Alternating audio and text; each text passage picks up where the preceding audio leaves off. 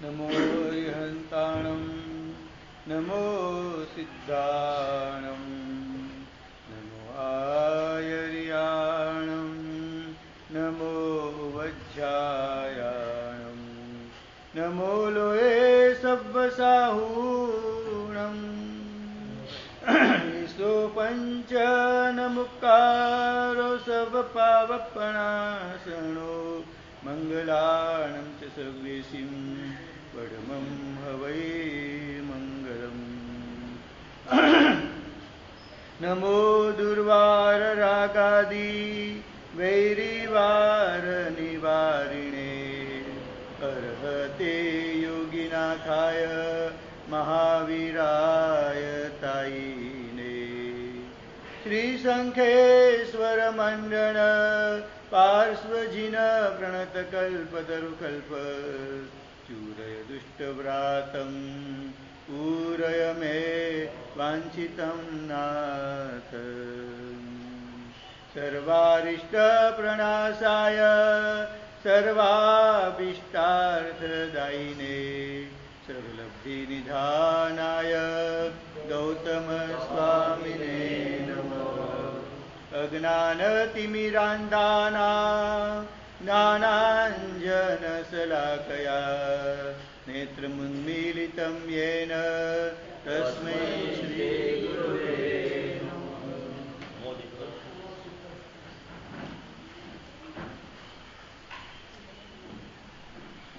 ઓમ હ્રીમ ઓમ નમો અરિહંતાણમ ઓમ હ્રીમ ઓમ નમો અરિહંતાણમ ઓમ હ્રીમ ઓમ નમો સિદ્ધાણમ ઓમ હ્રીમ ઓમ નમો સિદ્ધાણમ ઓમ હ્રીમ ઓમ નમો આયર્યાણમ ઓમ હ્રીમ ઓમ નમો આયર્યાણમ ઓમ હ્રીમ ઓમ નમો વજ્જાયાણમ ઓમ હ્રીમ ઓમ નમો વજ્જાયાણમ ઓમ હ્રીમ ઓમ નમો લોય સબ્બસાહૂણમ ઓમ હ્રીમ ઓમ નમો લોય સબ્બસાહૂણમ એસો પંચન મુક્કારો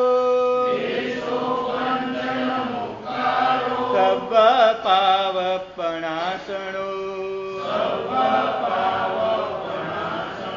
મંગલાણં ચ સર્વેશિં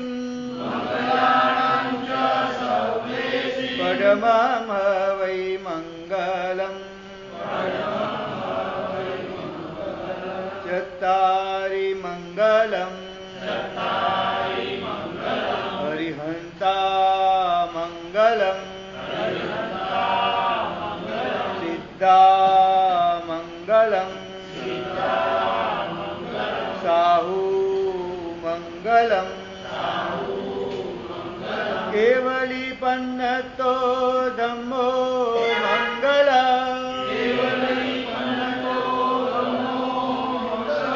ચત્તારી લુગુત્તમા હરિહંતા લુગુત્તમા સિદ્ધા લુગુત્તમા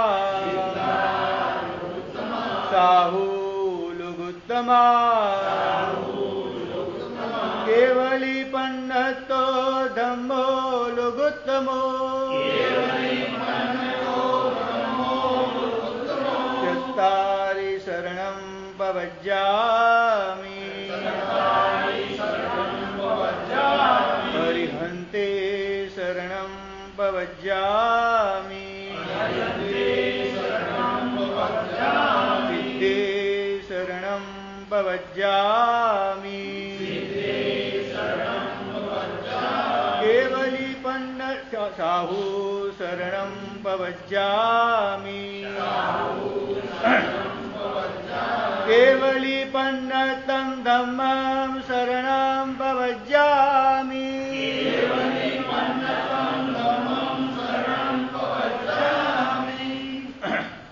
કલિકાલ સ્વરૂપનો ભગવાન હેમચંદ્રાચાર્ય રચિત યોગશાસ્ત્રમાં શ્રાવકની દિનચર્યા આપણે જોઈ રહ્યા છીએ.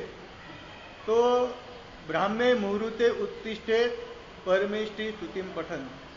તો બ્રાહ્મ મુહૂર્તમાં ઉઠવાનું આપણને કહ્યું છે. એનું કારણ છે કે બ્રાહ્મ લખ્યું છે આમાં ગ્રંથમાં કે બ્રાહ્મ મુહૂર્ત જે છે એમાં મુહૂર્તે યા નિદ્રા સા પુણ્ય ક્ષયકારિણી. આ ઉપનિષદનો કોઈ શ્લોક જે છે એમાં હમણાં થોડા દિવસ પહેલા વાંચવામાં આવેલો, લખ્યું કે બ્રાહ્મ મુહૂર્તમાં જે નિદ્રા, બ્રાહ્મ મુહૂર્તમાં સુઈ રહેવું તો શું કરે છે? પુણ્ય ક્ષયકારી, તમારું પુણ્ય જે છે એ ક્ષય થઈ જાય તેના કારણે. એટલે આપણા ગ્રંથમાં લખેલું, બીજા અન્ય ગ્રંથમાં લખેલું હતું, આવું વાંચ્યું ત્યારે મને ખૂબ આનંદ થયો કે બ્રાહ્મ મુહૂર્તનો કેટલો બધો બીજી જગ્યાએ પણ કેટલો મહિમા છે આનો, કે બ્રાહ્મ મુહૂર્તમાં તમે સુઈ રહો તો તમારા પુણ્યનો ક્ષય થઈ જાય, પુણ્ય તમારું ઓછું થઈ જાય, એવું આમાં લખે છે ગ્રંથમાં. બોલો, જ્યારે વાંચી ત્યારે મને થયું કે આપણા શાસ્ત્રમાં તો લખેલું છે, અન્ય શાસ્ત્રમાં પણ આ બ્રાહ્મ મુહૂર્તનો બહુ મહિમા બતાવ્યો.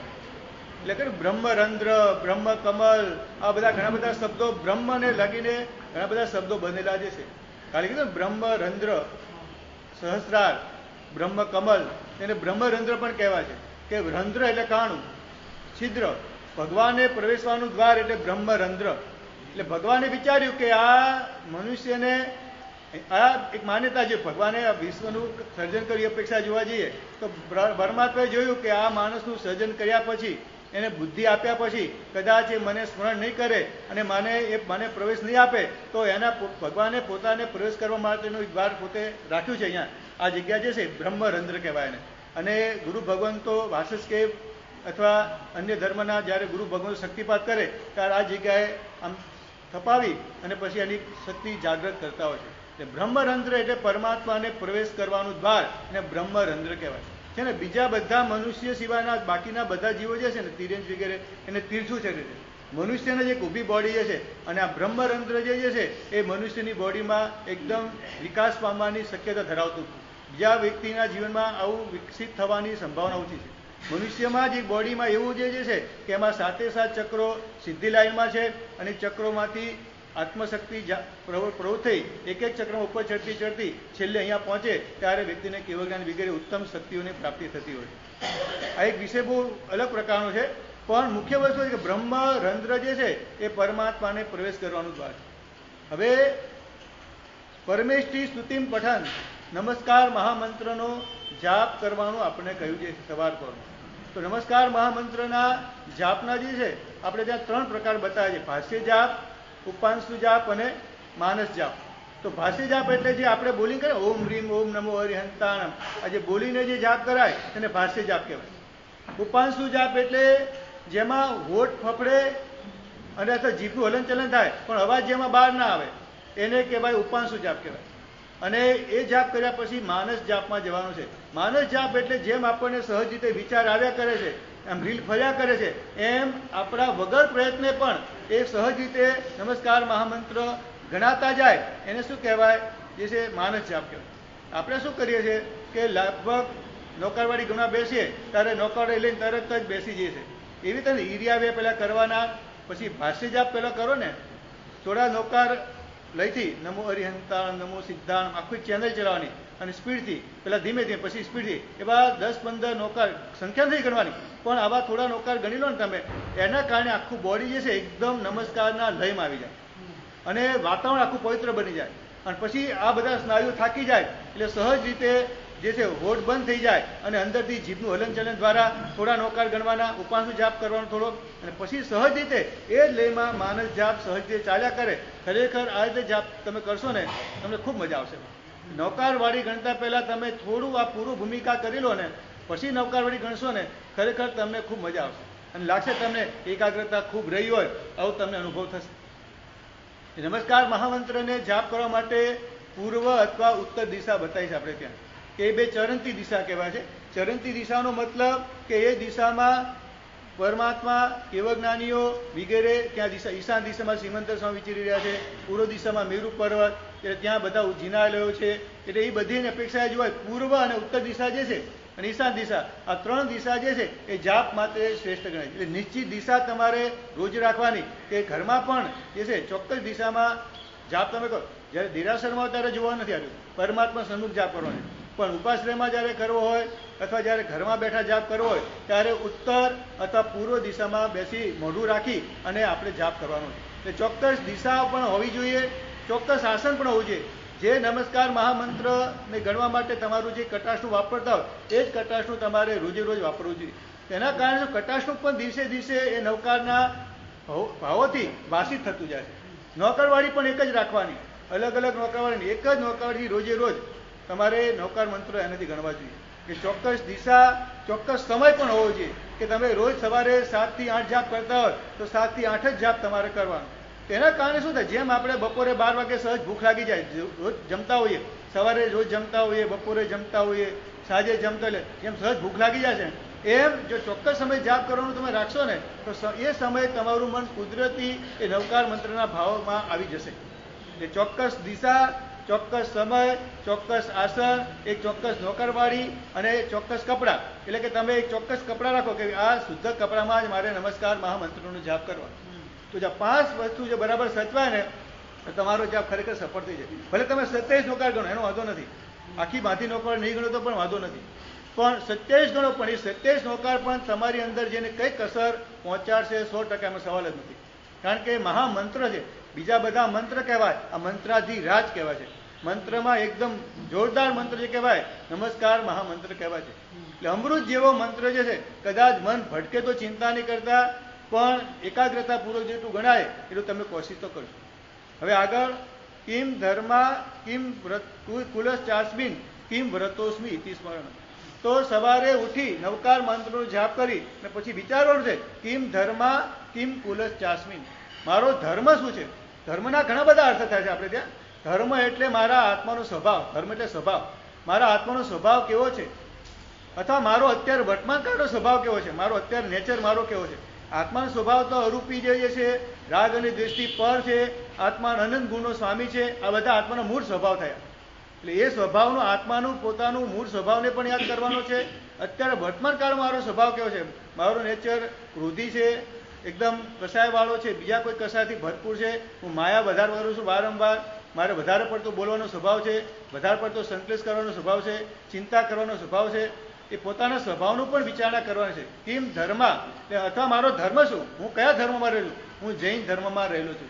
ધર્મના ઘણા બધા અર્થો આપણે ત્યાં વસ્તુ સહાવો ધમો, વસ્તુનો સ્વભાવ પણ વિચારવાનો છે કે પૂતગલનો સ્વભાવ કેવો છે, આત્માનો સ્વભાવ કેવો છે, આત્માનો ધર્મ શું છે, એ બધી વસ્તુની વિચારણા સવારમાં ઉઠીને કરવાની છે. કિમ ધર્મા એટલે કે મારો ધર્મ શું છે, મારે કયા ધર્મનું પાલન કરવાનું છે. અને ધર્મનો બીજો અર્થ ફરજ થાય છે કે મારી ફરજો કઈ છે. સવારના પોતાની ફરજો યાદ રાખવાની કે હું શ્રાવક હોવાના કારણે મારે નિત્ય પૂજા, ચોવ્યાર વગેરે અમુક પ્રકારની આરાધના કરવાની છે. હું પતિ છું એ રીતે મારે ઘરનું પણ, મારે ઘરના સભ્યોનું પણ એનો યોગક્ષેમ, એનું હિત થાય એવી વિચારણા મારે કરવાની છે. હવે ઘણા બધા અર્થો કિમ ધર્માનો અર્થ થાય કે મારો ધર્મ કયો છે. કિમ કુલશ્ચાસ્મિન, પોતાના કુલની ખાનદાની પણ રોજે રોજ વિચારવાની છે. કિમ કુલશ્ચાસ્મિન, મારું કુલ કયું છે. બોલો, પોતાના કુલની ખાનદાની રોજ યાદ કરે માણસ તો લગભગ કોઈ અકાર્ય કરી શકે નહીં.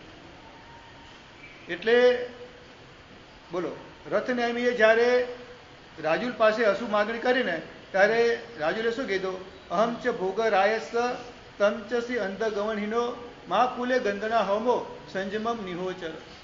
તો રાજીમતીએ રથનેમીને પોતાની કુલની ખાનદાની યાદ કરાય છે કે હું કોણ છું અને તું કોણ છે. અહમ છે ભોગરાય, હું ભોગ કુલની ઉગ્રસેન રાજાની દીકરી, ઉત્તમ કુલમાં ઉત્પન્ન થયેલી, અને તમે પણ નેમિનાથ ભગવાનના ભાઈ, તમે પણ આ અંધકૃષિ કુલમાં ઉત્પન્ન થયેલા છો.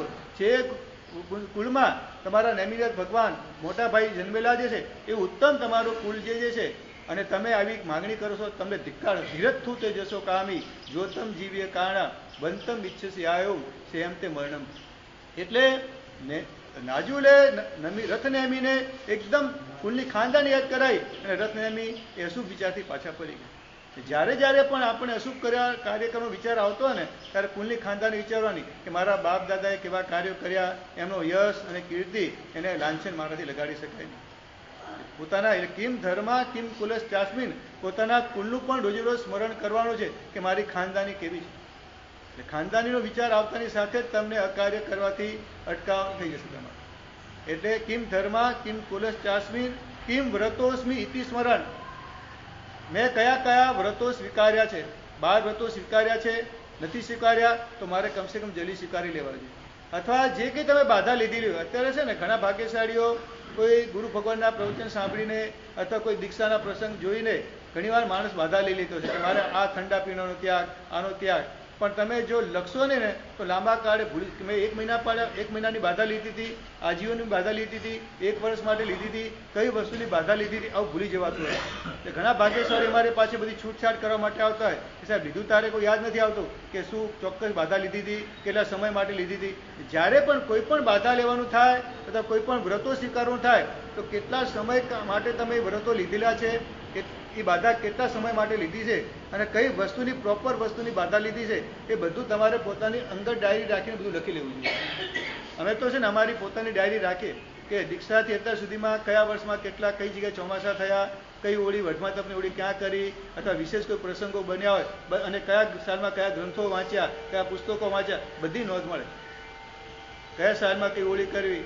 એટલે અમારા બધા મહાત્મા લગભગ પોતાના જે કંઈ સારા શ્લોકો વાંચ્યા હોય, જે કંઈ સારી વસ્તુ કરી એ પણ પોતાની ડાયરીમાં, જે કંઈ હોળી વગેરે જે કંઈ આરાધના કરી વિશેષ, એ બધું અમે પોતે નોંધી. શેના માટે નોંધવાનું છે કે આપણે અમુક ઉંમર પછી આ બધી ડાયરી વાંચી અને આપણે સુકૃતિ અનુમોદા કરી શકીએ કે પૂર્વમાં 20 વર્ષ પહેલા, 40 વર્ષ પહેલા ભગવાનની કૃપાથી સિદ્ધિ તપ થઈ ગયેલો, પ્રભુની કૃપાથી, આ ગુરુ ભગવાનની કૃપાથી એ વખતે 99 થઈ ગયું, એ વખતે ઉપદાન થઈ ગયા, તો એને ઉપદાન કર્યા તમે 40 વર્ષ પહેલા કે 20 વર્ષ પહેલા સિદ્ધિ તપ કર્યો છે, પણ એ સિદ્ધિ તપ વખતે જે પુણ્ય બંધાયું, પણ તમે એ કર્યા પછી વારંવાર એની અનુમોદના કરો તો સિદ્ધિ તપનું બંધાયેલું પુણ્ય એ ગુણાકર્મા અને અનુબંધી વાળું પુણ્ય બની જાય, અનુબંધ વાળું બની જાય. લેખ ડાયરી આપણે નથી રાખવાની, પણ જે કંઈ સુકૃતો કર્યા હોય, જે કંઈ સારી વિચારણાઓ, સારી આરાધનાઓ, જે કંઈ તપ વગેરે અનુષ્ઠાનો કર્યા હોય, કરાવ્યો હોય, તો એની પોતાની પર્સનલ ડાયરીમાં તે બધી વસ્તુ લખી દેવી જોઈએ. અને જ્યારે મોટી ઉંમર થાય જ્યારે, અને જ્યારે હોસ્પિટલમાં હોઈએ અથવા ઘરે હોઈએ, ત્યારે બધી ડાયરી વાંચીને આપણે એનું બોધનામાં ભાવમાં જવાનું છે. એ અનુષ્ઠાનો ભવિષ્યમાં ફરીથી અનુષ્ઠાનો મને બીજા ભાવમાં પણ મળ્યા કરે એ ભાવના સાથે તે અનુષ્ઠાનોની અનુમોદના કરવાની છે. તમે નહીં માનો, આ અઢારિયાના અને ઉપદાન શબ્દ છે ને, મને એટલો બધો રૂઢ થઈ ગયો છે ને કે મને એવું હું કહી શકું મને કે વારંવાર ઉપદાન કરવાનું થયું, ઉપદાન આરાધકો જોડે વારંવાર બેસવાનું, પ્રેરણા કરવાનું થયું, અત્યારે પણ રોજ રોજ કરું છું. તમે નહીં માનો, અઢારિયું ઉપદાન શબ્દ છે ને, હું એમ કહી શકું અત્યારે, મને એવું લાગે છે અત્યારે કે આવતા ભાવમાં જો જ્યારે પણ ઉપદાન શબ્દ સાંભળીશ ને, મને જાતિસ્મરણ જ્ઞાન થઈ જવાનું 6%. આ કહી શકાય એવું લાગે છે, કારણ કે ઉપદાન શબ્દ, અઢારિયું શબ્દ છેલ્લા 10-15 એટલું ઘૂંટાતો જાય છે ને, હરેક વખતે ઉપદાન એટલે પ્રેરણા કરવાનું સહજથી થઈ જાય. અમુક વ્યક્તિને વારંવાર કહે કે ભાઈ ઉપદાન કરો, 4 વર્ષે પણ એનો પ્રેરણા અસર કરી જાય કે નહીં, ચલો માણસો તમે બહુ કરશો તો આપણે કરી લઈએ આ વખતે. એટલે ઉપદાન વિશે વારંવાર સમજાવવાનું થયું છે, એનો મહિમા. એટલે કહી શકાય કે ઉપદાન શબ્દ એટલો મને રૂઢ થઈ ગયો છે, જેમ વજ્રસ્વામીને દીક્ષા શબ્દ જેવું કુંડિક કંડિકનું અધ્યયન સ્વાધ્યાય કરતા રૂઢ થઈ ગયો, અને જન્માતાની સાથે જ સાંભળતાની સાથે જેમ જાતિસ્મરણ જ્ઞાન થઈ ગયું ને, મને પણ એવું લાગે કે કદાચ ઉપદાન શબ્દ સાંભળીશ ને જાતિસ્મરણ જ્ઞાન થઈ જશે એવું લાગે છે અત્યારે. એટલે કારણ કે ઉપદાન મારે પોતાને ગમતી વસ્તુ છે મને, એટલે જે વસ્તુ ગમતી હોય અને વારંવાર જેનું ઘૂંટણ થયું હોય ને, એ વસ્તુના ઊંડાઈનો સંસ્કાર પડી જાય કે બીજા ભાવમાં ચોક્કસ એ વસ્તુ સાથે આવે. આપણે ત્યાં બતાવ્યું છે કે ઉપદાનપૂર્વક લીધેલું શ્રુત, એટલે કે તમે અઢારિયું કરીને જો નવકાર મંત્ર મેળવ્યો છે, 35 કરીને નમુથુનું સૂત્ર મેળવ્યું છે, 28 કરીને લોગસ સૂત્ર મેળવ્યો છે, તો આ બધું કીધું છે ત્યાં આગળ કે ઉપદાનપૂર્વક મેળવેલું શ્રુત જે છે એ બીજા ભાવમાં સાથે આવે છે. એટલે એનો મતલબ શું થયો કે તમારો મનુષ્ય જન્મ ફિક્સ થઈ ગયો તમારો.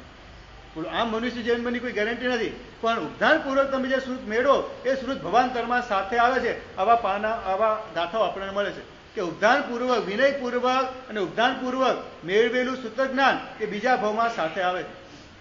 એટલે આ રીતે પણ કરવું, અઢારિયું કે ઉપદાન કરવું ફરજિયાત થાય છે કે જો તમારે આવતો ભાવ મનુષ્ય જોતો હોય, આ જ નમસ્કાર મહામંત્ર, આ જ તમારે નમુથુણમ અને આ જ લોગ સૂત્ર ભવિષ્યમાં જોતા હોય ભવાંતરમાં, તો તમારે ઉપદાન કરવા ફરજિયાત છે. આ રીતે વિચાર્યું તો અઢારિયું ઉપદાન, આખા ઉપદાન ફરજિયાત. કારણ કે એકલા અઢારિયાની પહેલી વાત છે આપણે 100%, કારણ કે એના વગર તો આગળ વધાતું નથી. અઢારિયું કર્યા પછી જ માર પહેરાતી હોય છે, એના વગર કંઈ માર પહેરાતી નથી. પણ આખા ઉપદાન, જો આ છે ને અઢારિયું અત્યારે એટલે વધારે ફોર્સ કરશું, બાકી શક્ય હોય ને આખું ઉપદાન જ કરવું જોઈએ. કારણ કે તમે એકલા અઢારિયામાં 2 પાર્ટમાં 3 પાર્ટમાં કરો એટલી મજા ના આવે તમને. કારણ કે આખા ઉપદાન કરો ને, શરૂઆતના 3-4 દિવસ શેર થતા થાય, બાકીના 42 કે 45 દિવસ તમારે એટલા બધા મજામાં થતા, એટલા બધા આનંદમાં, અને પછી અમે છે ને શરૂઆતના 1-2 દિવસ જવા દઈએ, પછી આખા બધા પાઠો શરૂ કરે. વ્યાખ્યાન તો ચાલતું હોય, પણ પછી અલગ અલગ સાધુ ભગવાન તો કોઈ જીવિચારના અર્થ કરાવે, કોઈ નવતત્વના અર્થ કરાવે, કોઈ બીજું ક્રિયાના વિશે સમજાવે. સાધુજી ભગવાન તો એટલો બધો લોકો અભ્યાસ કરે હરેક ઉપદાનમાં એક ઉપદાનમાં 2 પ્રતિક્રમણ અર્થ કરવાનું થયું છે. એક ઉપદાનમાં 2 ઉપદાનમાં વૈરાગ સતક કરવાનો અર્થ થયા છે, અર્થ કરવાના. પછી બે ઉપદાનમાં મારે આ પંચસૂત્ર અર્થ કરવાનું થાય. ગયા વેસુમાં ઉપદાન થયા સુરતમાં, ત્યારે પંચસૂત્ર અર્થ કરવા આખું પૂરું પહેલું નતો કરી શક્યો. રોજ 1 કલાક બોલવાનું થાય, છતાં પણ એટલા બધા સૂત્રો રહસ્ય ભર્યા હતા ને બધા, એના કારણે આખું સૂત્ર પૂરું કરી શક્યો નથી. એટલે ઉપદાનમાં વ્યાખ્યાન ચાલે, સવારે સમજાવવાનું થાય, ક્રિયા વખતે પણ 25-25 કલાકમાં સમજાવવાનું થાય, એ વખતે પણ 5-5 મિનિટ બોલવાનું થાય. અને પછી દિવસે એક અલગ પાઠ તો હોય જ પાછા, એમાં બધા ભાઈઓ બહેનો આવે ભણવા માટે. અને પછી પાઠમાં તો એકદમ કોઈ જોક્સ કશું જ ના આવે, હસવાની કઈ વાત, માત્ર એકદમ તત્વજ્ઞાનની વાત આવે. એમાં ક્લાસમાં બહુ ઓછા હોય, 20 કે એટલા જ હોય લોકો, પણ એ 20-20 જણ એટલું બધું પદાર્થો મળે કે લાગે કે સાહેબ ધન્ય બની ગયા અમે. આખું ઉપદાન પૂરું થાય લાગે કે સાહેબ. અને અત્યારે પણ એવા બધા આરાધકો અમને કહેવા આવતા હોય કે સાહેબ જ્યારે આપણે ઉપદાન કરાયા અને જ્યારે અમે આ બધા અર્થો સમજ્યા, અત્યારે અમના જીવનમાં ખૂબ કામ લાગી રહ્યા છે. અત્યારે ઘણા બધા ભાઈઓ બહેન આવીને કહી જાય કે સાહેબ આપનું ઋષિમંડળ, આપનું આ જે અર્થ જે છે અમને અત્યારે વર્ષો સુધી પણ અત્યારે પણ અમને ખૂબ કામ લાગી રહ્યું છે. એટલે શ્રુત જે છે એ વિનયપૂર્વક, બહુમાનપૂર્વક અને ઉપધાનપૂર્વક પેલું શ્રુત જ્ઞાન જે છે એ ભગવાન ધર્મ સાથે આવતું હોય. એટલે આ રીતે પણ જે ભાગ્યશાળીઓ ન કર્યા હોય ને, ખરેખર એક વિચાર કરો. જો ઘણા બધા ભાગ્યશાળીઓમાં છે કે જેને ઉપદાન કર્યા નહીં, બેઠેલામાંથી 50% નહીં કર્યા એવું લાગે છે અત્યારે, બરાબર ને? બોલો, મારો પ્રશ્ન છે કે નહીં કરવાનું કારણ શું? આ વખતે કેમ નથી કરવું? ખાલી કારણ તો જણાવી દો, અમને પણ ખ્યાલ આવે કે બીજી વાર આયોજન કરવું તો શું શું પ્રોબ્લેમ આવી શકે અમને લોકોને. એ તમે ખાલી કારણ અમને જણાવી દો કે સાહેબ આ કારણથી મેં અઢાર્યું કે ઉપદાન હજુથી કર્યા નથી અને આ વર્ષે પણ ભાવના થતી નથી. મને ભાઈ કીધું કે સાહેબ 2-3 ભાઈઓ એવા છે કે ઉપદાન કરેવા છે, પણ એમને સાહેબ ડાયાબિટીસ હોવાના કારણે, બીપી હોવાના કારણે, એમને દવાના કારણે એ લોકો તૈયાર થતા નથી. પણ એટલું ધ્યાનમાં રાખજો, તમે 400 ડાયાબિટીસવાળાને, બાયપાસવાળાને, કિડનીના પ્રોબ્લેમવાળાને બધાને પરમાત્માની કૃપાથી ઉપદાન બધાને થયા છે. એટલું ધ્યાનમાં રાખજો. એટલે તમને કંઈ પ્રોબ્લેમ હોય તો અમારી પાસે આવજો, પણ જાતે નિર્ણય ના કરતા કે અમને ડાયાબિટીસ છે અમે ના કરી શકીએ, અમે આટલું, અમને આ પ્રોબ્લેમ છે અમે ના કરી શકીએ, એવું તમે જાતે નક્કી ના કરતા. અમારી પાસે આવજો, એના બધા ઉપાયો છે. જો તમને એક વાત કરું, 400 ડાયાબિટીસ હતું, એ ભાઈને ઉપદાન કરવાની પૂરી ભાવના હતી. તો અમારી પાસે સાહેબ મારે 400 ડાયાબિટીસ છે, દવા લેવી પડે, મારે શું કરવાનું? તો પછી મેં કીધું તમે ડૉક્ટરને મળી લો, ડૉક્ટરને સમજાવી દો કે મારે 1 દિવસ જમવાનું છે, 1 દિવસ નથી જમવાનું, 1 દિવસ ઉપવાસ છે, 1 દિવસ નથી નહીં છે, તો મારે દવા લેવી કઈ રીતે લેવી, શું કરવું? તો ડૉક્ટરને પૂછી ના હોય અને એ લોકોને પૂછીને આવ્યા, આરામથી કોઈ તકલીફ નથી પડે. આખા ઉપદાન બહુ તમારે બીપીની તકલીફ હોય તો અમને મળવા તો આવજો કમસે કમ. આના કારણે, દવાના કારણે ઉપદાન અટકતું હોય તો કમસે કમ મળવા તો આવજો અમારી પાસે. અને બધા શાસ્ત્રમાં ઉપાય બતાવેલા છે.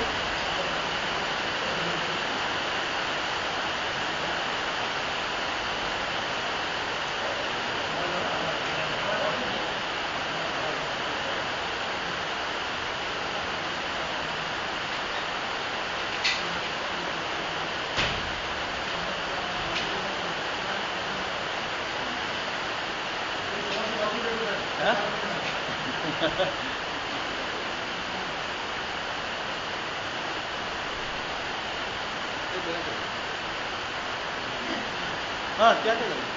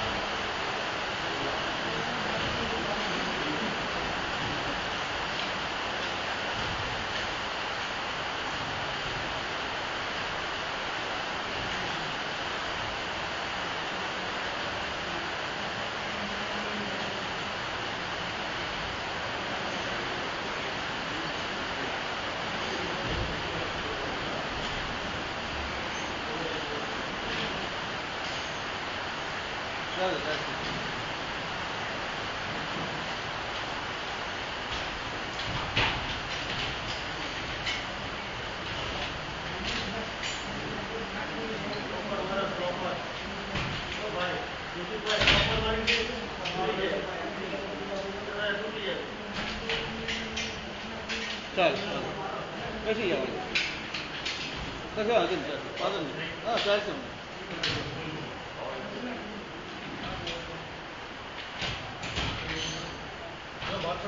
જેને રૂપિયા નથી થયા, જેને પોતા હોય અને મળો તો થઈ જશે 18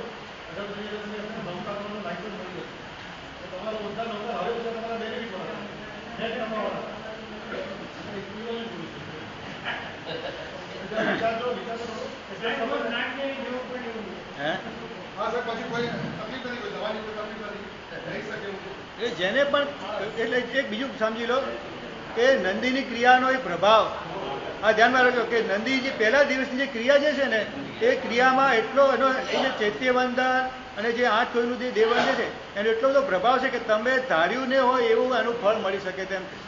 એટલે એના કારણે તમે કદાચ દવાના કારણે કદાચ બીજી કોઈ તમને જે કંઈ પ્રોબ્લેમ મળે તો ખરા અમને ખ્યાલ આવે ને કમસે કમ શું તમારા પ્રોબ્લેમને સોલ્વ કરવાની અમે કોશિશ કરશું. ખરેખર તમે એકવાર આવશો તો અને તમને એમ લાગે અમારું સાહેબ બિઝનેસ અમારી જોબ પણ એમ લાગે તમે વિચાર કરો અત્યારે નહીં કરો તો ક્યારે કરશો? બસ પ્રશ્ન એ છે અમને અબ નહીં તો કબ. અત્યારે નહીં કરો તો ક્યારે કરશો? બસ હે બસ એટલે ઘડપણની વાત પછી પ્રશ્ન એ છે પેલા પૂછ્યું હતું કે ઘડપણ આવશે તમને શ્યોર હોય તો તમે લખી આપો અમને કે ઘડપણમાં કરશું અથવા 10 વર્ષ પછી 10 વર્ષ તમારી જીવનની પોતાની ગેરંટી હોય તો તમે લખી આપો. તમારી વસ્તુ તમને એમ કે સાહેબ જોબ અમારી ચાલે છે અમે ધંધો છોડી શકીએ તેમ નથી, બિઝનેસ છોડી શકીએ એમ નથી, પણ જ્યારે તમે પોતે જ વિચારો કે જ્યારે બીમારી આવે કોરોના આવ્યો ત્યારે બોલો ધંધો છોડવો પડ્યો તો નથી બોલો સરકારના કારણે છોડશો તો બિચારા કહેવાશો અને ગુરુ ભગવાનના કહેવાથી છોડશો તો પરાક્રમ કર્યું કહેવાશે. હવે તમારે પરાક્રમ કરવું કે બિચારા બનવું એ તમારા હાથમાં છે. બિચારા થઈને તમારે કંઈ પણ કરવી પડે એ વસ્તુ અલગ થઈ અને સામે ચાલીને પરાક્રમ કરો એ બહુ મહત્વની વાત છે આપણે.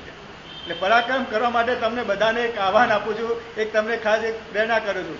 એટલે મુખ્ય વસ્તુ સ્મૃતિ જે છે ને બસ એ બહુ મહત્વનું છે. અને 100% ઘણા બધાને ઠલ્લા માત્રાની કારણે પણ લોકો પાછા પડતા હોય છે. ઘણા બધા પણ જે કંઈ પ્રોબ્લેમ મને જણાવો તમે કમસે કમ એના જો શાસ્ત્રમાં બધા જ ઉપાયો બતાવવામાં આવ્યા છે. અને આપણે ત્યાં કીધું ને એટલા 19 દિવસ 18 કેમ કર્યું? કારણ કે પૂરી મોટું પચખાણ હવે થઈ શકે તેમ દેખાતું નથી. આ ગરમી ઓલરેડી વધી ગઈ છે પણ શાસ્ત્રમાં બધા જ અપવાદો બતાવ્યા છે. એટલા માટે ગુરુ ભગવાનને મળજો કમસે કમ. તમને જે કંઈ કરવાની થોડી ઘણી ભાવના થતી હોય જે કંઈ પ્રોબ્લેમ એના માટે કમસે ગુરુ ભગવાનનો સંપર્ક તો કરજો તમે. અને નાના દીકરાઓ માટે ઘણા લોકોને અઢાર્યું છે ને અને ઘણા બધા દીકરાઓ છે કે જેને અઢાર્યું શું ખબર નથી બોલું નવાનું કરી દીધું છે પણ અઢાર્યું ખબર નથી. અને પૌષદથી ઘણા લોકો ડરતા હોય છે. કોઈ પણ વસ્તુમાં 2 દિવસ તમને લાગે કે આ અઘરું પડ્યું છે, બાકી 2 દિવસ કર્યા પછી તમને રિયલી લાગશે કે હમણાં જ ભાઈએ પૌષદ કર્યા કોઈએ તો એ ભાઈ કહેતા હતા કે સાહેબજી મેં જિંદગીમાં કોઈ પૌષદ ન કર્યા 2 દિવસ એવું લાગ્યું ઓપર ઠલેર વગેરે નહીં પણ પછી સાહેબ ખબર પણ નહીં પડી કે હવે મારે ઉપદાન કરવા છે. હમણાં સુરતથી ભાઈ મળવા માટે આવ્યા કે સાહેબ હવે ઉપદાન ફાઇનલ કરવા છે આપણે. એટલે ન કરો ત્યાં સુધી બધું અઘરું લાગે, કર્યા પછી લાગે કે ખરેખર આ 2 વસ્તુ માટે હું અટકી જતો હતો, આટલી મોટી આરાધના ગુમાવી દીધી એવું તમને અફસોસ થશે. અમારો અંતરનાથ અમારો અંતરનાથ અમારો અંતરનાથ અમારો અંતરનાથ અમારો અંતરનાથ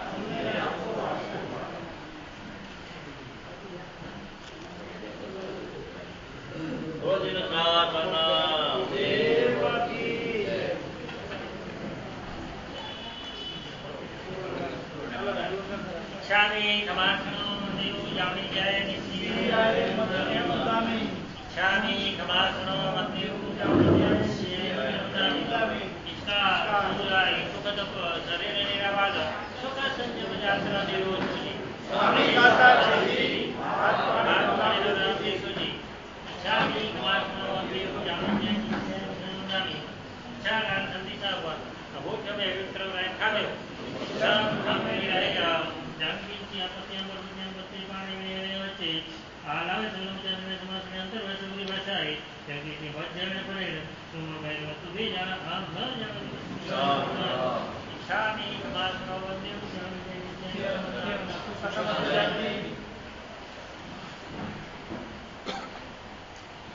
सत्संग सदाचार माता पितृ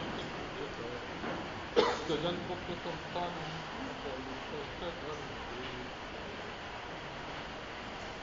હવે માર્ગાનુસારીનો એક મહત્વનો ગુણ છે કે પોતાના માતા પિતાની પૂજા કરનારો, એમને વંદન કરનારો, એમની દરેક ઈચ્છાને પૂરી કરવાવાળો.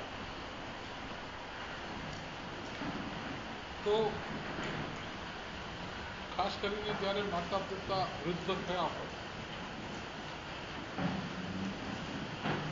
ત્યારે એમને ખાવા પીવાનું કે મીઠાઈને એવું જોઈતું નથી હોતું, કેમ કે ઉંમરે પચે પણ નહીં.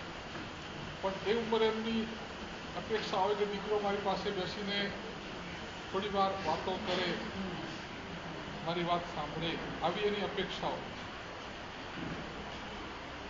જ્યારે દીકરો કહે છે કે બાપા તમારે જેટલા પૈસા જોઈએ એટલા લઈ જાઓ, જે વસ્તુ જોઈએ મંગાવી લો, મને ટાઈમ એટલે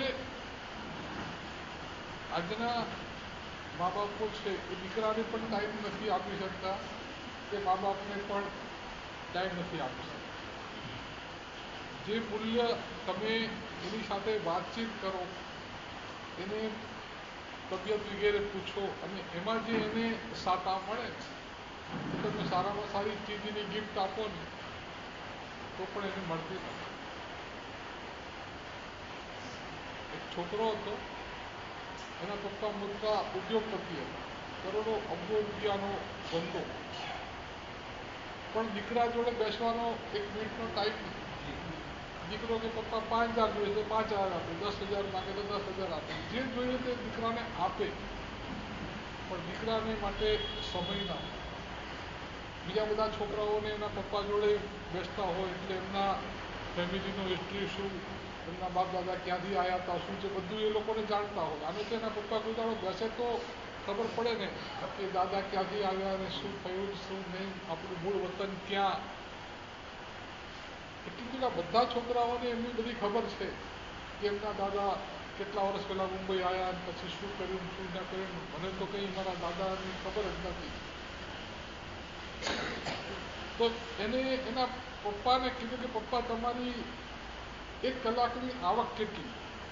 પપ્પા કે તારે કામ શું છે, તું એના માગી જાય ને કે ના મારે એ જાણવું છે કે તમે 1 કલાકમાં કેટલા કમાવો છો.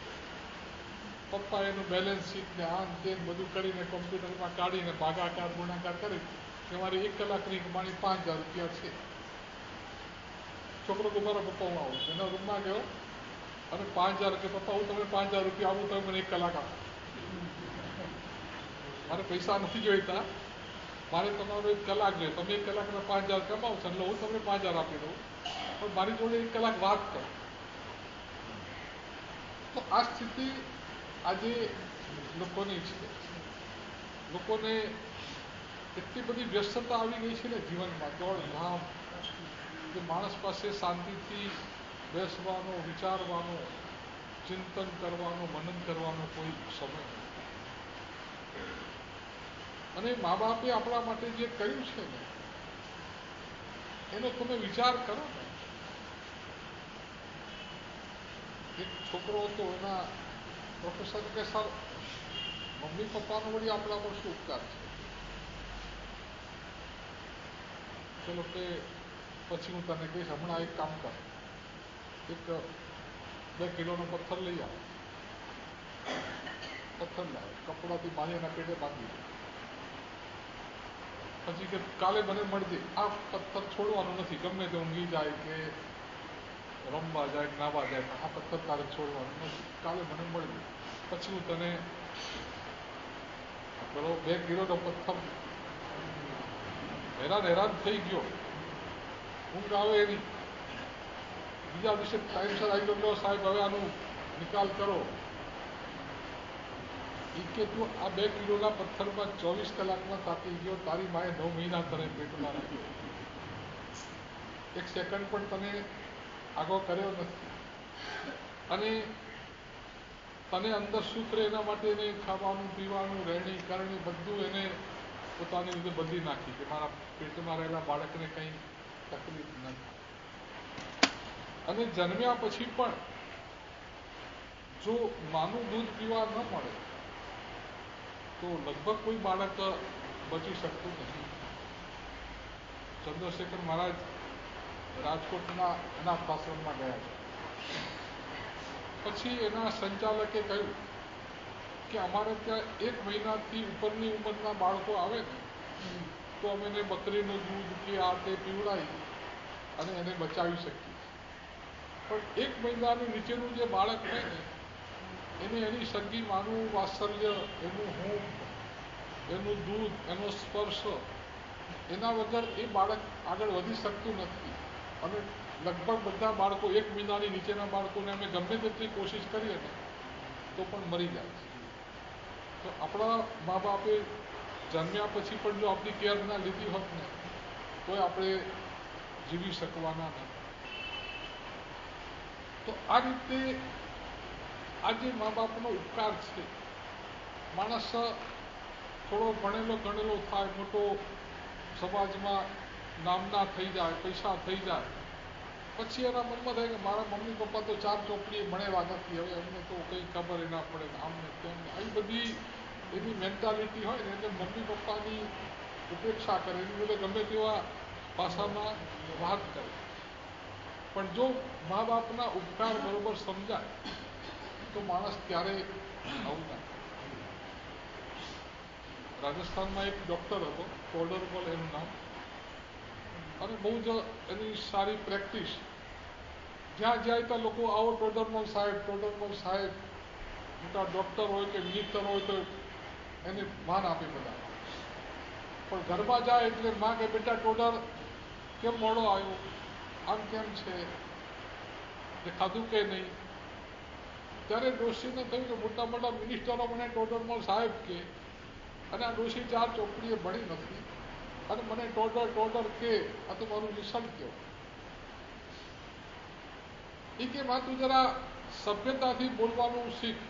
આવી રીતે તોછડું નામ, મારું અડધું નામ તું બોલે છે અને મને તુકારે બોલાવે છે તો અમારું ઇન્સલ્ટ થાય છે. બધા લોકો મને ટોડરમલ સાહેબ કહે છે અને તું મને ટોડર ટોડર કહીને કેમ બોલાવે? માં કે આ દુનિયાની અંદર મેં તારા માટે જે કર્યું છે ને એ દુનિયાના કોઈ માણસે નથી કર્યું. મેં તારા માટે મહિનાઓ સુધી જે કર્યું છે, તું એક દિવસ કે એક રાત પણ જો કરી દે ને તો આવતીકાલે તારે ટોડરમલ સાહેબ કર્યું. કે એવું તો તે શું કર્યું છે કે જો તું નાનો હતો ને રોજ મારી બાજુમાં તને ઊંઘ આવતી, તો કે આજ હું તારી જોડે ઊંઘી છું, એમાં શું? તો ઊંઘી જા. બાજુમાં ઊંઘી ગયો. 12 વાગ્યા, ડોશીમાં ઉઠાડે ટોડર કે પાણી લાવ, કે મારે પાણી પીવું છે. પ્યુનને બોલાવ ને બેલ મારીને, મને હું શું કામ ઉઠાડે છે? કે તું જ્યારે નાનો હતો ને પાણી માગતો હતો ત્યારે બે કોઈ દાડો પ્યુનને નથી બોલાવ્યો. મેં જાતે પાણી ઉઠીને તને આપ્યું છે, માટે તારે જ આપવું પડશે. ત્યારે ચાલો એક દિવસની વાત છે ને, પછી તો મને ટોડરમલ સાહેબ કહે છે. ઉઠ્યો, પાણી લાવીને આપ્યું, લે માં પી. માએ અડધો ગ્લાસ પીધો ને અડધો પથારીમાં રેડી દીધો કે હવે સુઈ જાવ. હે કે આવી બીજું બિસ્તર લાવ, કે આ નહીં ચાલે. અરે ગાડા કે આ તો ચોખ્ખું પાણી છે, પણ તું પેશાબ કરી તો પથારીમાં તો તારા ભીનામાં હું ઊંઘતી હતી અને તને શરદી ના લાગે એટલે હું કોરામાં ઉગાડતી હતી. હે માં કે તે મારા માટે આવું બધું કર્યું છે? હા, ત્યારે તું નાનો હતો ત્યારે પથારીમાં પેશાબ એ કરી દેતો. પછી ભીનામાં તને શરદી ના લાગે એટલે હું તને કોરામાં ઊંઘાડતી હતી ને તારા પેશાબવાળી જગ્યામાં. તો કે માં તું મને ટોડર કઈ બરાબર છે.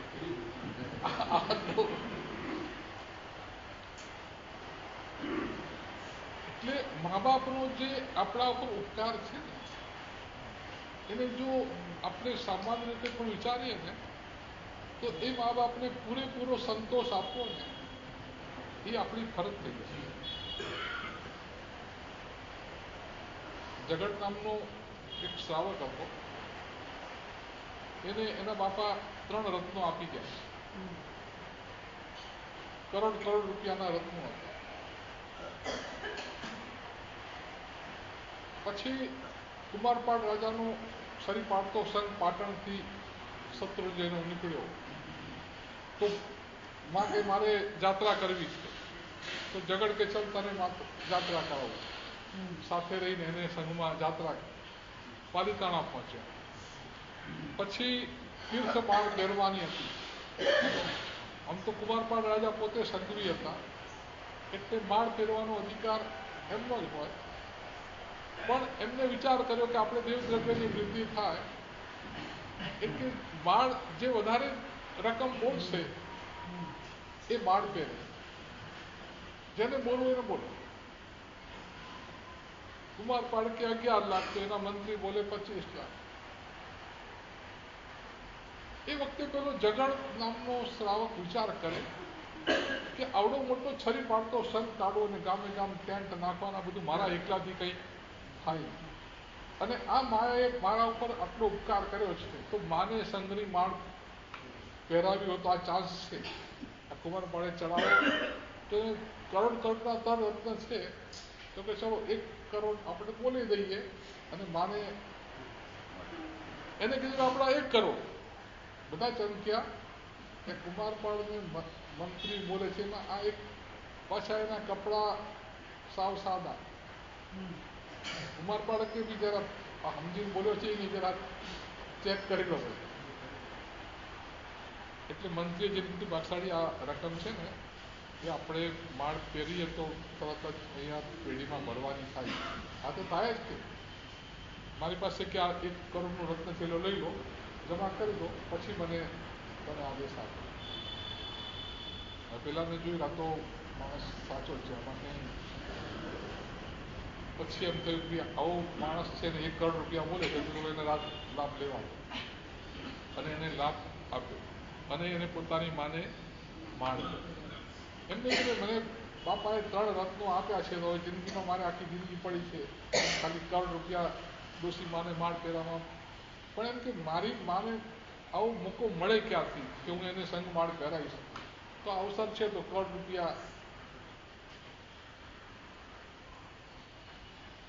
પછી એ સંઘ ત્યાંથી ગિરનાર પ્રભાસ પાટણ ગયો, ત્યાં માળના ચડાવવા બોલ્યા તો જગતનું થયું કે અહીંયા માને માળ પહેરાવી દઉં, હજી 2 રત્નો મારી પાસે છે, એક મારે તો 1 ગણું. ત્યાં 1 કરોડ રૂપિયા બોલી, ત્યાંય પોતાને માને માળ પહેરાવી. તો આવા દીકરાઓ આપણે ત્યાં હતા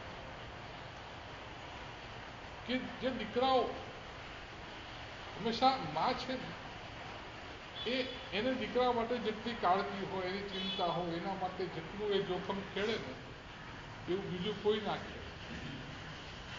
શ્રીપાલ જ્યારે 5 વર્ષનું હશે ને અને આ બાપા મરી ગયા અને કાકા અજીત સેને આખી રાજ્ય સત્તા કબજે કરવાનું નક્કી કર્યું. પછી એને થયું કે શ્રીપાલ જીવતો હશે તો આજે એને કાલે પાછો એના કરતા એને જ ખતમ કરી નાખે. તો એ રાણીના મહેલમાં તલવાર લઈને નીકળ્યો.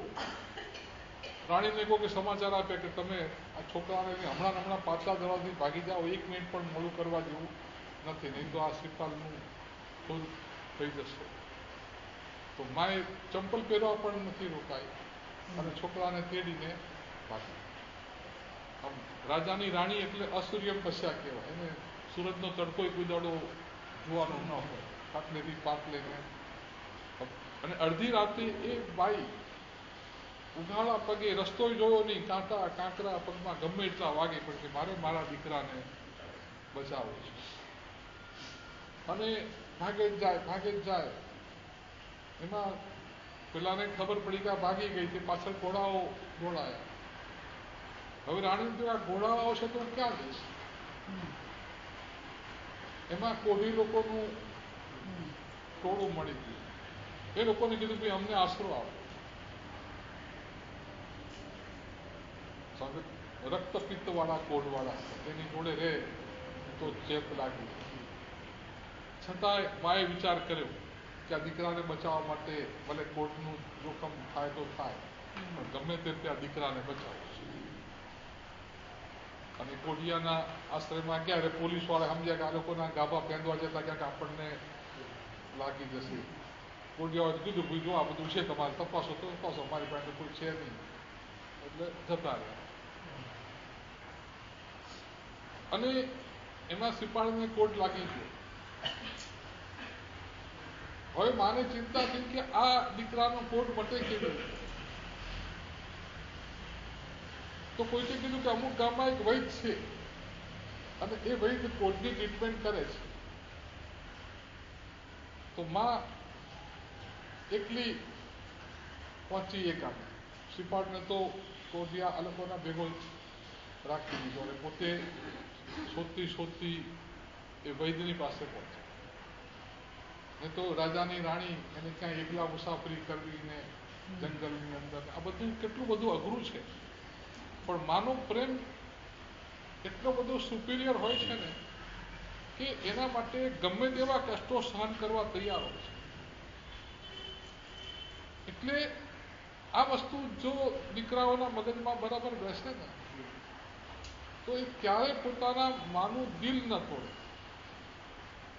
એની કોઈ પણ વાતને ઉપેક્ષા ના કરે. બસ તને ખબર નથી પડતી, ચૂપ રહે, શાંત રહે, બકબક નહીં કર. આવું બધું પોતાની સગી માને જ્યારે દીકરો કહે ત્યારે માને કેટલી પીડા થતી હશે ને એ જ જાણે. ત્યારે જ્યારે બોલતા નહોતું આવડતું ત્યારે મેં એને બોલતા શીખ્યો, ચાલતા નથી મેં આંગળી પકડીને એને ચલાવ્યો અને આજે મને ચૂપ રહેવાનું કહે છે. તો એ વખતે માને કેટલી વ્યથા થતી. તો જે માએ આવા સંસ્કારો આપ્યા હોય, આવી સમજણ આપી હોય, આટલું આપણું લાલન પાલન કરીને ઉછેર કર્યો હોય, એ માને આપણે કોઈ પણ સંજોગોમાં એની ભાવનાનો અનાદર ન કરે. મહાભારતનું યુદ્ધ પતી ગયું, પાંડવો જીતી ગયા અને કૌરવો હારી ગયા. એ વખતે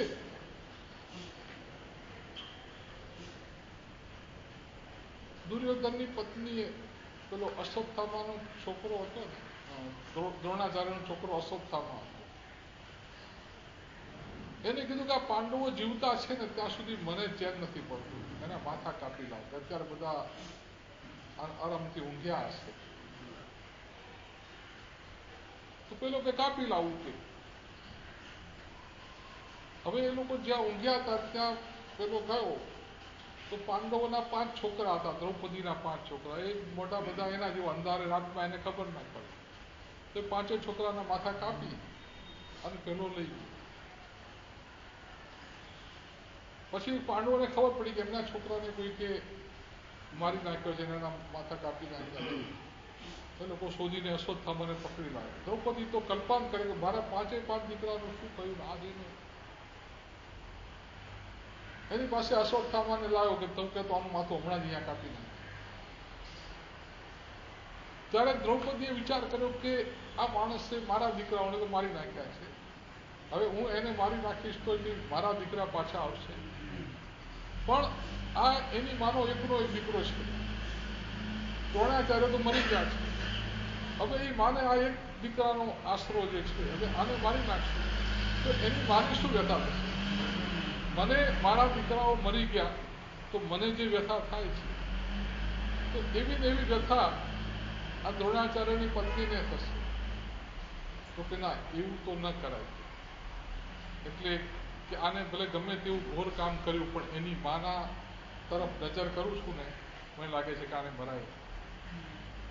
એક મા જે છે ને એને જે દીકરાની જે વિરહ વ્યથા હોય છે, દીકરો મરી જાય ત્યારે માને જે તકલીફ થતી હોય છે એ માં જ સમજી શકતી હોય છે.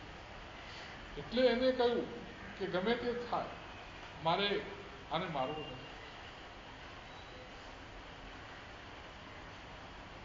એક ભાઈ હતા, એમના લગ્ન થયા અને ઘરવાળી એ કે આ ડોસા જોડે મારે મેચ નહીં થાય, આપણે અલગ ઘર કરો, મારે આમની જોડે નહીં થાય.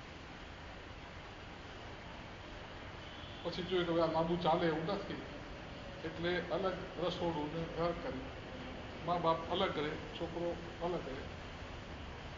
હવે એમાં એનો છોકરો 5 વર્ષનો થયેલો ચોપાટી પર ફરવા ગયા અને એમાં છોકરો માની આંગળી છોડી ક્યાંક ફરવા ગયો, એમાં ચોપાટીની ભીડમાં ખોવાઈ ગયો.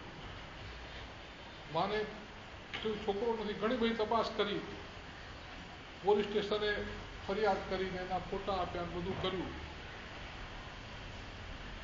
પેલી બાઈ ધ્રુસકે રડે, મારો દીકરો લાવો, ગમે તે કરી મારો દીકરો લઈ આવો. અને છેવટે 7-8 કલાક પછી પોલીસ સ્ટેશનમાંથી ફોન આવ્યો કે ભાઈ તમારો દીકરો મળ્યો. અને એ બાઈને દીકરો મળ્યો. એ વખતે એ બાઈએ પેલા એ કીધું કે આપણે દીકરો મળ્યો છે, આપણે સરસ કંસાર બનાવીને આજે જમીએ ખુશી. એ કે નહીં, હવે આપણે અહીંયા નથી રહેવું, આપણે બાપુજીની જોડે જવું, આપણે એમની સાથે રહેવું છે. તારા કારણે તો બાપુજીને જુદા કરે છે, પણ કે આજે મારો દીકરો 6 કલાક મને ન મળ્યો ને આ 6 કલાક જે મેં વ્યથા, તો મને થયું કે દીકરો તો દીકરો છે, 6 વર્ષનો હોય કે 24 વર્ષ,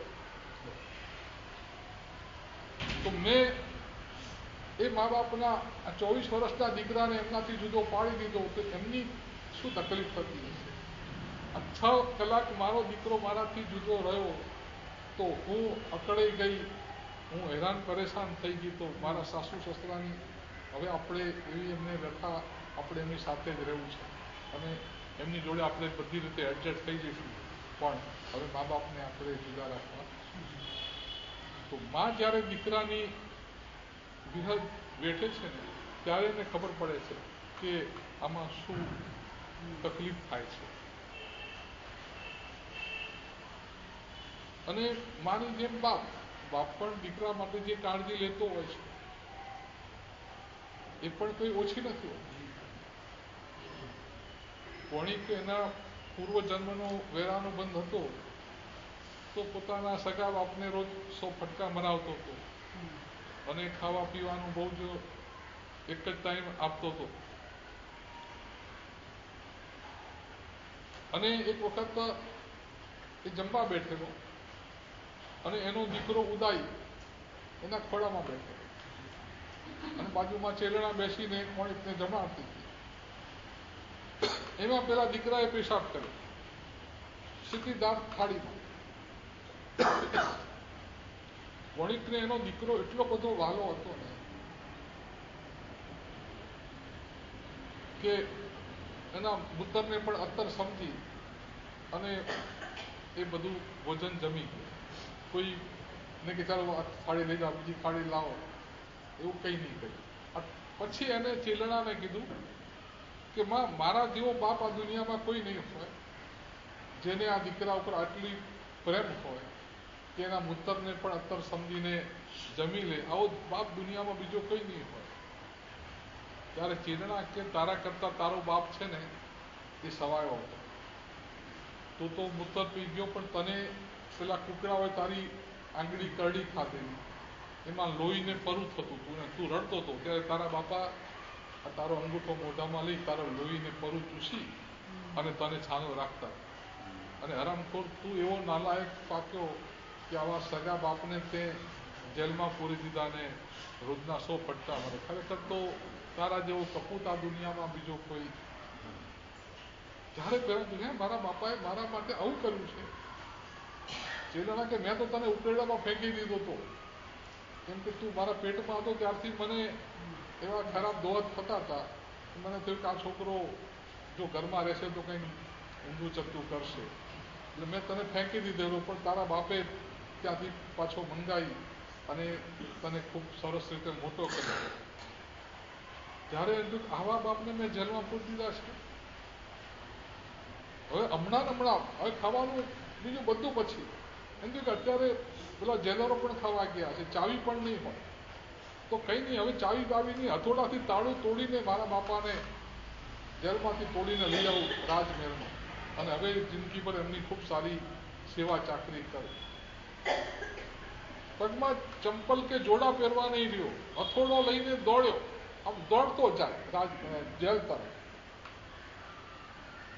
અને પેલા જેલના વોચમેને જોયું કે આવું તો કોઈ દાડો જોયું નથી કે રાજા પોતે એકલો અને ઉઠાડા પગે આવતો હોય ને હાથમાં.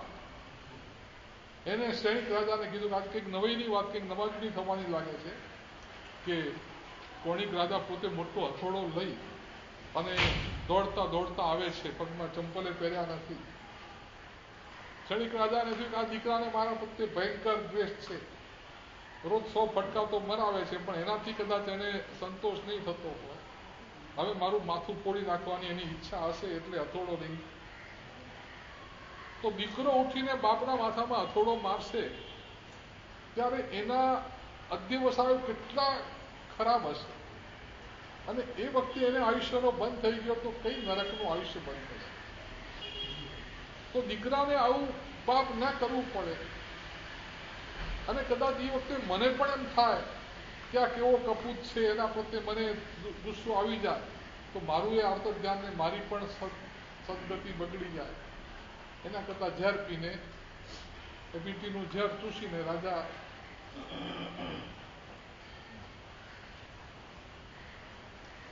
અને પછી જ્યારે પેલો આવ્યો તો જોયું તો બાપા તો મરેલા હતા. આ શું થયું?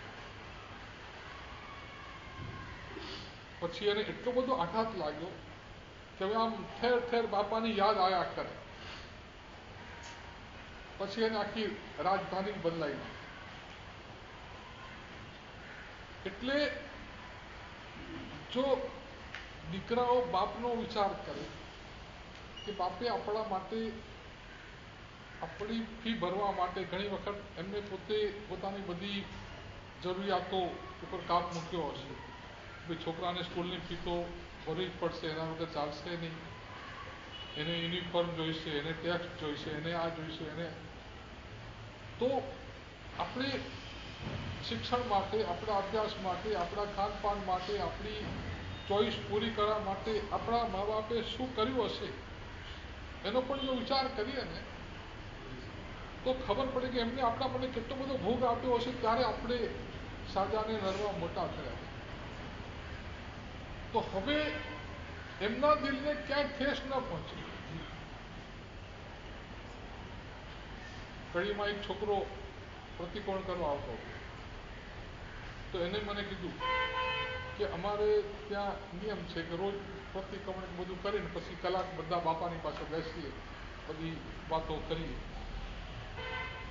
પછી કે એક દિવસ મારા બાપાએ મને કીધું કે મારા એક મિત્ર છે ને એને ત્યાં જઈને તું કલાક એમની જોડે બેસને વાત કર. મારી જોડે તો બીજા છોકરાઓ છે પણ પેલાની જોડે એનો એક દીકરો બેસતો નથી અને બિચારો મૂંઝાય છે કે મને કોઈ મારી જોડે કોઈ વાત કરતું નથી. તો મેં કીધું મારે તો મારા 3 દીકરા છે એ રોજ કલાક 2 કલાક બેઠા પહેલા કોઈ દાડો ઊંઘતા નથી. જો કે મારે તો એક દીકરો હાથ જોડવા આવતો નથી અને મારી ખબરે પૂછતા નથી. કંઈ જોઈએ તો બાબા પૈસા જોઈએ તો લઈ જાઓ, બાકી કોઈ પૂછપરછ કે કોઈ કરતું જ નથી. હું તો એકલો કંટાળી જઉં છું. તો કે તું જા એ કાકાની પાસે બેસશે. પછી કેવું કાકા પાસે બેઠો. કાકા કે મારા દીકરા પાસે કરોડો રૂપિયા છે પણ શું કરવાનું? એ કે તમારે જે ખાવું હોય ખાઓ, પણ કે હવે આ ઉંમરે કઈ મીઠાઈ ખાવાની એ શરીરની શક્તિ નથી અને ફરસાણ ખાવાની શક્તિ નથી. હવે તો રોટલીને દાળે માંડ પચે એટલે બીજું બધું ખાવાનું શું હોય? અત્યારે ઈચ્છા એ જ હોય કે દીકરાઓ મારી જોડે બેસે, મારી વાતચીત સાંભળે અને થોડીક આગળ પાછળની બધી વાતો કરીએ ને એમાં મન પ્રસન્ન રહે. પણ દીકરો કોઈ બેસતો જ નથી. તો કે કાકા એટલા માટે જ હું આવ્યો છું, મારા બાપાએ મોકલ્યો છે કે તું કાકાની જોડે બેસ. કે પછી ભાઈ બધી પોતાની વ્યથા કાઢી કે ખરેખર તારો બાપ છે ને એના જેવો ભાગશાળી કોઈ ના કહેવાય. કે 3 દીકરાઓ એની પાસે બેસે અને કલાક સુધી એની બધી વાતો સાંભળે. મારો તો એક મિનિટે કોઈ દીકરો મારી બાજુમાં બેસવા તૈયાર નથી. એટલે જે દીકરાઓ પોતાના બાપની આ રીતે એની જોડે બેસી એની વાતો સાંભળી એની પ્રસન્નતા રાખે છે તો એ બાપ પણ પોતે એકદમ પ્રસન્ન રહે છે, શાંતિથી અને ખૂબ સાતામાં રહે છે. અને જે દીકરાઓ આવી મા બાપની ચિંતા નથી કરતા એ મા બાપો બિચારા મૂંઝાયા કરતા હોય છે. કોની પાસે રડે, કોને ફરિયાદ કરે? એના જેવો કોઈ મિત્ર મળે તો પછી મિત્રો મળીને વાતો કરે.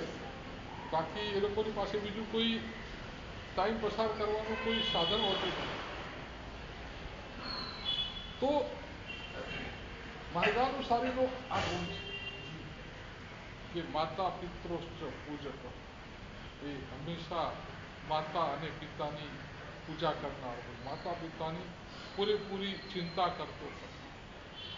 અને એવી ચિંતા કરે. મા બાપ પણ એવા હોય કે દીકરાના આત્માની ચિંતા વધારે કરે. શરીરની ચિંતા તો દુનિયાના બધા મા બાપ કરે છે, પણ સંસ્કારી મા બાપ એને કહેવાય કે દીકરાના આત્માની ચિંતા છે. ગોપીચંદ રાજા હતો, એ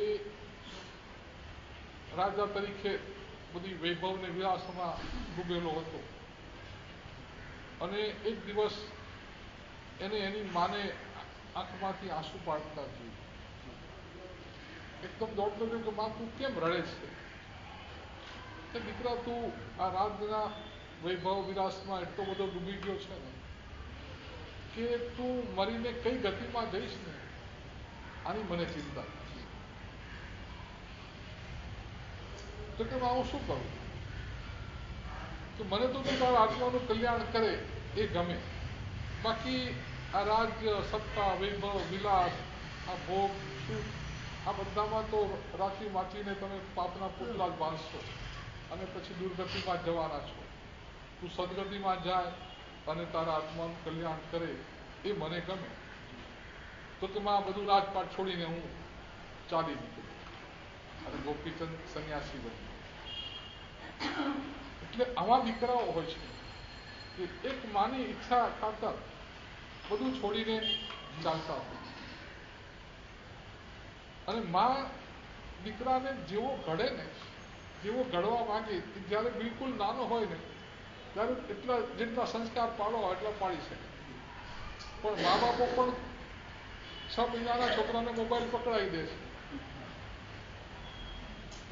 એટલે જે સંસ્કાર આપીને જે રીતે એને તૈયાર કરવો જોઈએ એ તૈયાર કરે ને પછી રોવે કે આ છોકરાઓ કીધું માનતા નથી ને. પણ તમે જે ક્ષણે તમારું માનતો હતો ત્યારે એને જે પ્રકારે એને તાલીમ આપવી જોઈએ, સંસ્કાર આપવા જોઈએ એ નહીં આપ્યા, ત્યારે આ દિવસ આવે છે. મદારસા નામની એક સતીની વાત આવે છે કે એ છોકરાને ઘોડિયામાં હિંચોડે ને તો આલરડાની અંદર શું બોલે? શુદ્ધોસી બુદ્ધોસી નિરંજનોસી સંસાર માયા પરિવર્જિતોસી સંસાર સ્વપ્નમ જજમોહ નિદ્રા મદાલસા વાક્યમ વાચ પુત્રમ. કે હે દીકરા, તું શુદ્ધ છે, બુદ્ધ છે, નિરંજન છે. આ સંસાર તો સપનું છે. આ મોહની નિદ્રા છોડી અને તું તારા આત્માનું કલ્યાણ કર. પેલો ઘોડિયામાં ઊંઘતો હોય ત્યારથી એના કાન ઉપર આવા શબ્દો પડે કે તું શુદ્ધ છે, બુદ્ધ છે. અને એના બદલે તમે બાપનો મારો ડાયો.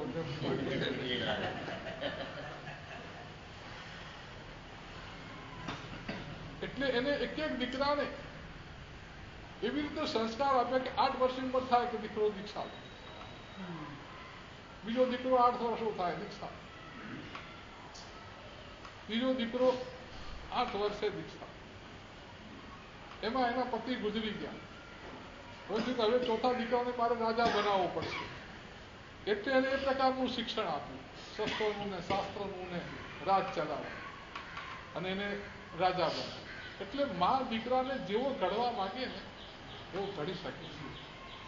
એટલે મા બાપુ દીકરાને ઘડવામાં કચાશ કરે છે, અને પછી એ દીકરાઓ છે એ મા બાપની જે પ્રકારની ભક્તિ કરવી જોઈએ એમાં કચાશ કરે છે. એટલે અરસપરસ બંને પોતાની ભૂલો સુધારવાની જરૂર છે. અને એના માટે કહ્યું કે માર્ગાનુસારી જીવ હોય, માતા પિતાની પૂજા કરનારો હોય, એની પૂરી ઈચ્છાને સંતોષ કરવાવાળો હોય, તો માર્ગાનુસારી બની અને આત્માનું કલ્યાણ. સાહેબજીને જ્યારે માતા પિતાને દીક્ષાના ભાવ નહીં ને થયા ત્યારે સાહેબજીને એટલી બધી ભાવના નથી દીક્ષા લેવાની, પણ માતાએ કીધું કે તારા કારણે મારી દીક્ષા અટકશે. અને પછી સાહેબજી તૈયાર થઈ ગયા અને સાહેબજીએ પણ માતા પૂજાના બધે ખરા ગયેલા. શિવમસ્તુ સર્વ જગત પરહિત નિરતા ભવંતુ ભૂતગણા દોષા પ્રયાન્તુ નાશ સર્વત્ર સુખી ભવતુ લોક. વિશ્વમાં રહેલા સર્વ જીવો સુખી થાઓ, સમતા ભાવને પ્રાપ્ત કરો, સમાધિને પ્રાપ્ત કરો, પાપ કર્મથી મુક્ત થાઓ, સકલ સંગનું મંગલ અને કલ્યાણ થાઓ, ચાતુર્માસિક આરાધના નિર્વિઘ્ને સુખ શ્રદ્ધા પૂર્વ પૂર્ણ થાય ભાવના સાથે 12 નોકાર.